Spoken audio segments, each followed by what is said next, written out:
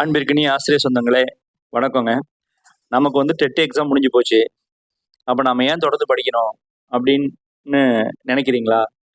அப்படின்னா, நீங்க வந்து டெட் எக்ஸாம கிட்டக்க வச்சுக்கிட்டு சிவியரா படிக்கிறதுன்றத தாண்டி, டெட் எக்ஸாம் நமக்கு அடுத்த டெட் எக்ஸாம் இனிமே வந்து அக்டோபர்ல தான் அனௌன்ஸ்மென்ட் வரப்போகுது. டிசம்பர்ல தான் எக்ஸாம் நமக்கு தெரியும்.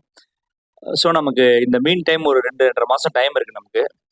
ஸோ அப்ப நம்ம பொறுமையா அ இந்தியாவோட பேப்பர் 2 வரலாறு, சமூக அறிவியல் அதை பொறுத்த வரைக்கும் பொறுமையா ஒவ்வொரு டாப்பிக்கா எடுத்து கொஞ்சம் கொஞ்சமா கொஸ்டின் ஆன்சர் படிக்கலான்றது தான். ஸோ வந்து இது வந்து ஒரு ப்ராசஸ் தாங்க. ஒரு எக்ஸாமுக்கு எடுத்தோம், ஒரு மாசத்துக்கு முன்னாடி படிச்சோம், முயற்சி பண்ணோன்றதை தாண்டி நம்ம அடுத்த எக்ஸாமுக்கு முன்னாடி நம்ம தொடர்ந்து படிக்க ஆரம்பிக்கணும்ன்றது தான். என்னைக்குமே வந்து ஒரு ஆசிரியர் வந்து படிப்புன்றதையும் அறிவை வளர்த்துக்கிறதையும் ஸ்டாப் பண்ணக்கூடாது அப்படிங்கிறது தான். ஸோ அவங்களால வந்து தொடர்ந்து நம்ம வந்து நம்மளோட நாலேஜ் டெவலப் பண்ணிக்கிட்டே இருக்கணுன்றது இம்பார்ட்டன்ட்ங்க. ஸோ வந்து எனக்கு தெரியும் எல்லாம் எக்ஸாம் முடிச்சிட்டோம், எல்லாம் கொஞ்சம் ஃப்ரீயா இருப்பீங்க, இப்போ என்ன படிக்கணும்னு நினைப்பீங்க. ஸோ வந்து நான் ஆனால் அப்படி இருக்க விரும்பல. தொடர்ந்து வந்து நான் என்னோட வீடியோஸ் வந்து கொடுத்துட்டு தான் இருக்க போகிறேன். இன்ட்ரெஸ்ட் இருக்கிறவங்க பாருங்க, அது உங்களுக்கு யூஸாக இருக்கும். இல்லை பொறுமையாக பார்க்கலாம் நினைச்சாலும் அது உங்க விருப்பம். நான் இப்போ வந்து தமிழ்நாடு பாடத்திட்டத்தில் சத்ரபதி சிவாஜி அண்ட் மராத்தியர் வரலாறு இந்த 6லேருந்து 10ஆம் வகுப்பு வரைக்கும் இருக்கிறதெல்லாம் தொகுத்து போட்டு ஒரு முக்கியமான 50 கொஷின்ஸ் கொண்டு வந்திருக்கேன். இது வந்து உங்களுக்கு நிச்சயமா பயனுடையதாக இருக்கும். அப்பப்போ டைம் இருக்கும்போது உன்னோட பாருங்க. தொடர்ந்து ஒரு நாளைக்கு ஏதோ கொஞ்சம் ப்ரிப்பேர் பண்ணுங்க. நீங்க என்ன எக்ஸாம் எழுத போறீங்களோ அதை ப்ரிப்பேர் பண்ணுங்க. ப்ரிப்பேர் பண்ணீங்கன்னா அது எக்ஸாம் கிட்ட வரும்போது உங்களுக்கு நிச்சயமா உதவியா இருக்கும். நம்ம ஸ்டார்ட் பண்ணிடலாமா? சத்ரபதி சிவாஜி பிறந்த ஆண்டு ஆன்சரே கொடுத்துட்டோம் பாருங்க கீழே. 1627ஆம் வருஷம். ஓகேவா? சில ஆதாரங்கள் வந்து 30ன்னு சொல்றாங்க. பட் வந்து அபிஷியலா 1627 தான் சத்ரபதி சிவாஜி பிறந்த ஆண்டு. சிவாஜி பிறந்த கோட்டை எது? என்ன ஒரு கோட்டையில பிறந்தார்னா சிவனேரி கோட்டையில தாங்க அவர் பிறந்தார். சிவாஜியின் தந்தை பெயர் என்ன? ஷாஜி போன்ஸ்லேங்க. ஷாஜி போன்ஸ்லே. சிவாஜியின் தாயார் பெயர் என்ன? ஜீஜாபாய். ஜீஜாபாய். சிவாஜியின் காப்பாளர் மற்றும் ஆசிரியர் யார் அப்படின்னு பாத்தீங்கன்னா தாத்தாஜி கொண்டதேவ். சிவாஜியின் சமய குருவாக கருதப்படுபவர் யார்? ராமதாஸ். அது ராமதாஸ். சிவாஜி முதலில் கைப்பற்றிய கோட்டை எது? அவர் வந்து லைஃப்ல நிறைய கோட்டைகளை கைப்பற்றினாருங்க. மகாராஷ்டிரானாலே கோட்டைகள் தான், மலைப்பகுதிகளும் கோட்டைகள் தான் அங்க. ஸோ அவர் ஃபர்ஸ்ட் வந்து தோர்னா கோட்டை அப்படின்ற கோட்டையை தான் அவர் கைப்பற்றினார். சிவாஜி தோர்னா கோட்டையை கைப்பற்றிய ஆண்டு வந்து 1646. 27 பிறக்கிறாரு, 37, 47 பாருங்க. 19 வயசுலேயே ஒரு தன்னோட முதல் கோட்டையை வந்து கைப்பற்றுறாரு, தோர்னா கோட்டை. பீஜப்பூர் சுல்தானால் சிவாஜி அடக்க அனுப்பப்பட்ட தளபதி யார்? பீஜப்பூர் சுல்தான் இருக்காரு இல்லையா, அவர் சிவாஜியை கண்ட்ரோல் பண்ணிட்டு என்ன பண்றாரு, தன்னோட தளபதியை வந்து அனுப்புறாரு. அவர் பேர் வந்து அப்சல் கான். இந்த அப்சல் கானை வந்து என்ன பண்ணுவாரு சிவாஜி, தன்னோட கைகளில் புலி நகங்கள் மாதிரி ஒரு அமைப்பை போட்டுக்கிட்டு வயிற்ற கிழிச்சு அவர் என்ன பண்ணுவாரு, அப்சல் கானை கொலை பண்ணிடுவாரு. சிவாஜி அப்சல் கானை கொன்ற ஆண்டு 1659.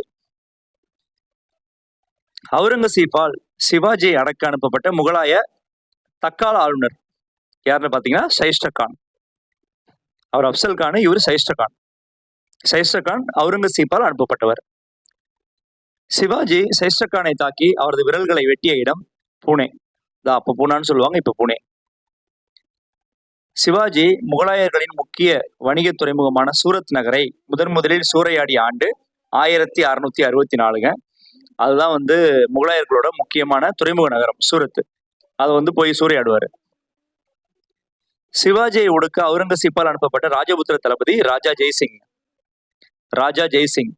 ராஜா ஜெய்சிங்குக்கும் சிவாஜிக்கும் தான் புரந்தர் உடன்படிக்கை நடக்கும். அடுத்து வருது பாருங்க. புரந்தர் உடன்படிக்கை கையெழுத்தான ஆண்டு 1665 ஜூன் 11. புரந்தர் உடன்படிக்கை யார் யாருக்கிடையே நடைபெற்றதுன்னா சிவாஜிக்கும் ராஜா ஜெய்சிங்கல்ல நடைபெற்றது. சிவாஜி மற்றும் அவரது மகன் சாம்பாஜி ஆக்ராவில் சிறை வைக்கப்பட்ட ஆண்டு 1666. சிவாஜியோட பையன் பேரு பாத்தீங்கன்னா சாம்பாஜி. சிவாஜி 2வது முறையாக சூரத் நகரை சூறையாடிய ஆண்டு 1670. சிவாஜி சத்ரபதி எனும் பட்டத்துடன் அரியணை ஏறிய கோட்டை ராய்கர் கோட்டை, ராய்காட் கோட்டை. ஓகேவா? சிவாஜி முடிசூட்டு கொண்ட ஆண்டு, இந்த ராய்கர் கோட்டையில முடிசூட்டுகிறார் இல்லையா, அந்த வருஷம் வந்து 1674. 1674 ஜூன் 6. சத்ரபதி என்பதன் பொருள் என்னன்னா பேரரசர். சிவாஜியின் அமைச்சரவை எவ்வாறு அழைக்கப்பட்டதுன்னா அஷ்டபிரதான்ங்க. அஷ்டபிரதான். அஷ்டபிரதான் அமைப்பில் பிரதமர் எவ்வாறு அழைக்கப்பட்டார்னா பேஷ்வா என்று அழைக்கப்பட்டாருங்க. பேஷ்வா. அஷ்டபிரதானின் நிதி அமைச்சர் எப்படி அழைக்கப்பட்டார்னா அமத்தியா. அமத்தியா. அவருக்கு இன்னொரு பேர் மஜும்தார்னு கூட சொல்லுவாங்க. அஷ்டபிரதானில் வெளியுறவுத்துறை அமைச்சர் எவ்வாறு அழைக்கப்பட்டார்? சுமந்த்ங்க. சுமந்த் அல்லது தாபீர். பெரும்பாலும் சுமந்த் தான் கேட்பாங்க எக்ஸாம்ல. அஷ்டபிரதானில் தலைமை படைத்தளபதி எவ்வாறு அழைக்கப்பட்டார்னா சேனாதிபதி அல்லது சரி நௌபத். சேனாதிபதி அல்லது சவி நௌபத். உள்துறை மற்றும் உளவுத்துறைக்கு பொறுப்பான அமைச்சர் யாருன்னு பாத்தீங்கன்னா வாக்கிய நவிஸ். அவர் தான் உள்துறை அமைச்சர். அரசரின் கடித போக்குவரத்தை கவனித்த அமைச்சர் யாருன்னு பாத்தீங்கன்னா சச்சிவ் அப்படிங்கிற அது வந்து ஒரு அந்த பதவியோட நேமு. அந்த பதவியில் இருந்தவர் தான் வந்து அரசோட கடித போக்குவரத்தை வந்து கவனிச்சுக்கிட்டாரு. சமய காரியங்கள் மற்றும் அறக்கொடைகளுக்கு பொறுப்பானவர் யாருன்னு பாத்தீங்கன்னா பண்டிட் ராவ். நிதித்துறைக்கு தலைமை வகித்தவர் நியாயதீஷ்.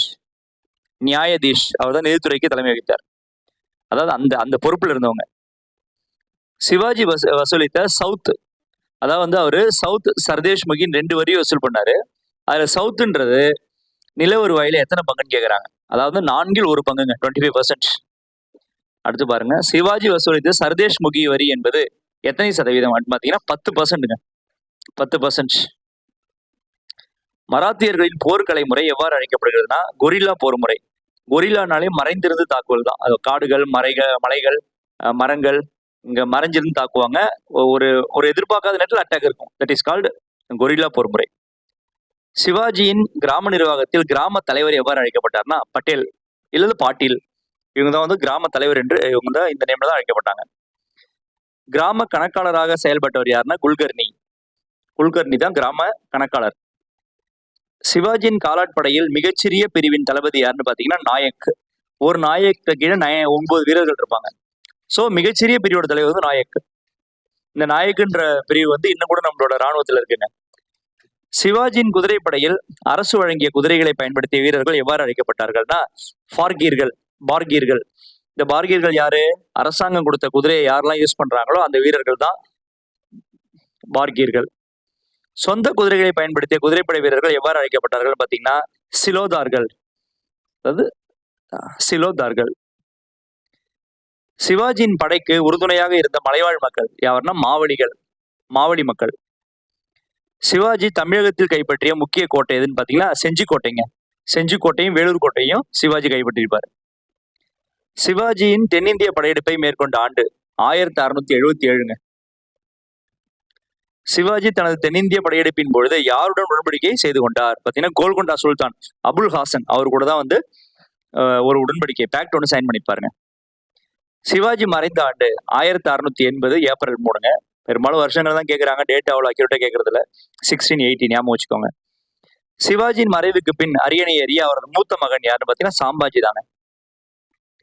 சிவாஜியின் ஆட்சியின் கீழ் நகரம் மற்றும் நகர்ப்புற பகுதிகளின் காவல்துறை தலைவர் யாருன்னா கொத்வால். சிவாஜி தனது நில வருவாய் முறையை யாருடைய மாதிரியை கொண்டு சீரமைத்தார்னா மாலிக் ஆம்பர், அகமது நகரை சேர்ந்த